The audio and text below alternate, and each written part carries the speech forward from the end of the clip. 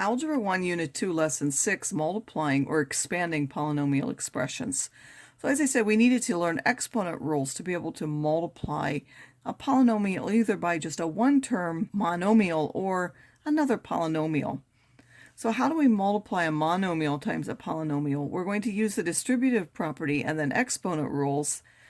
So if I have 3y times the quantity 4y cubed minus 6y squared plus 5y minus 2, I need to take, by the distributive property, that 3y times each one of those, which I've shown here.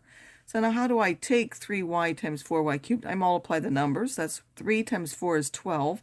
And then y times y cubed. Now we're going to add the exponents. By exponent rules would give us y to the fourth. Then 3 times minus 6 is minus 18.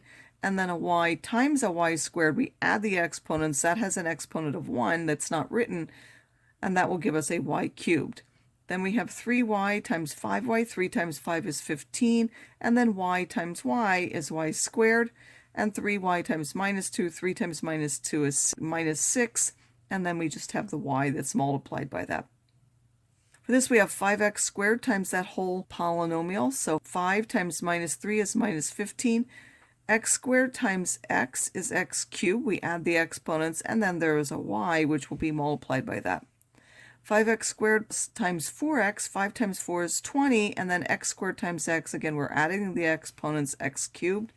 5x squared minus 7 would be minus 35x squared.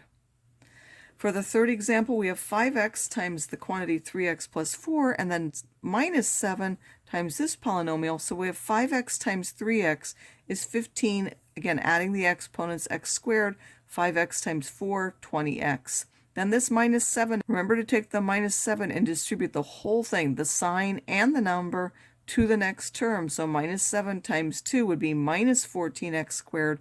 Minus 7 times minus 2x. A minus times a minus is a plus, so it will be plus 14x, and then minus 7 times plus 1 will be minus 7. Then we need to combine like terms. 15x squared minus 14x squared, x squared. 20x plus 14x, 20 plus 14, 34x, and then this minus 7 we have by itself. If we're going to multiply a binomial, so two terms times one with another two terms, a binomial, we're going to do something which is sometimes called FOIL. I just like to remember as you're taking each term of the first one times each term of the second. So I need to take this first one and multiply by each one in the second. And then the second one I need to do the same.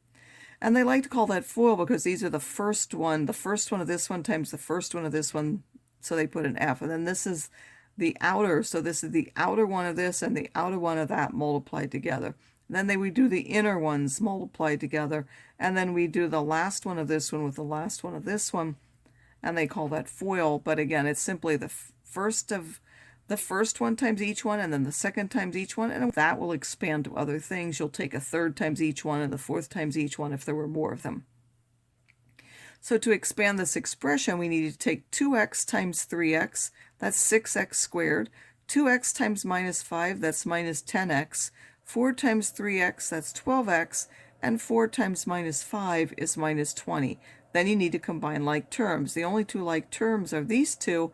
Minus 10 plus 12 is 2, so that will give us 2x.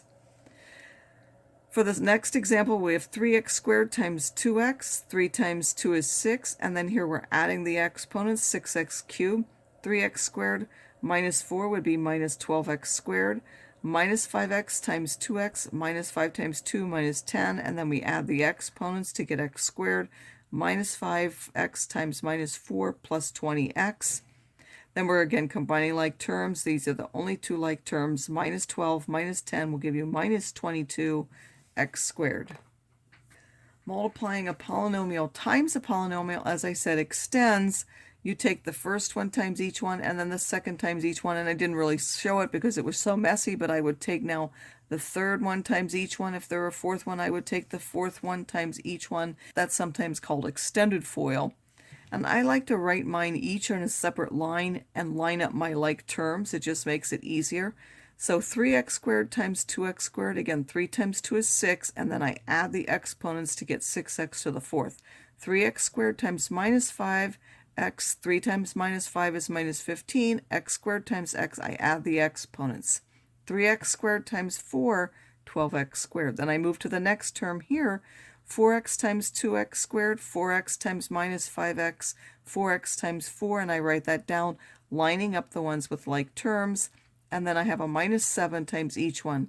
Minus 7 times 2x squared, minus 14x squared, minus 7 times minus 5x would be a plus 35x, and minus 7 times 4, minus 28. Then I need to combine the like terms.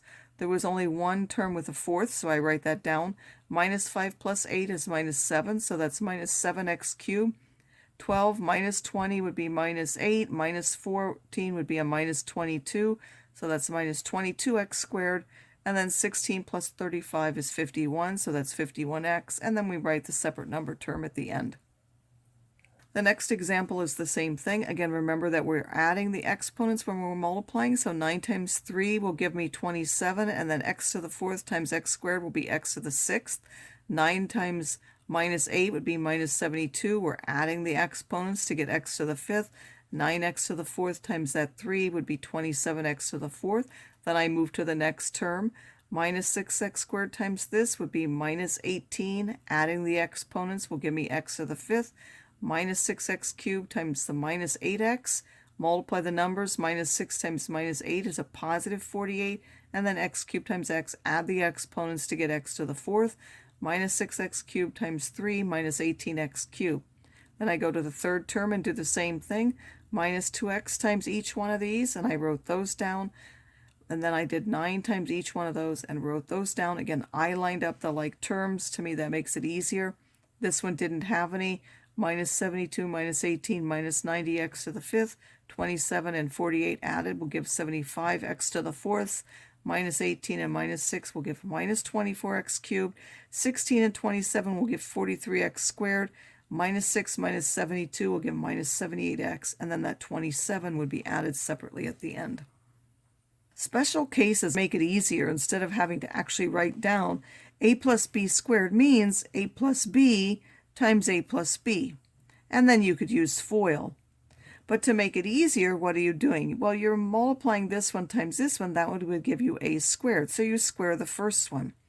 Then you're going to multiply these two and then double that. Why? Because here you would get 1. That's an b times an a, or ab. And then this is an ab, so you get 2 of those. So you multiply these two and double it.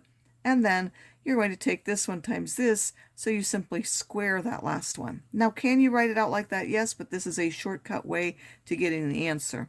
For the difference, it's the same thing, only now we have an a minus a b times an a minus a b. Again, when you multiply them, a times a will give you a squared.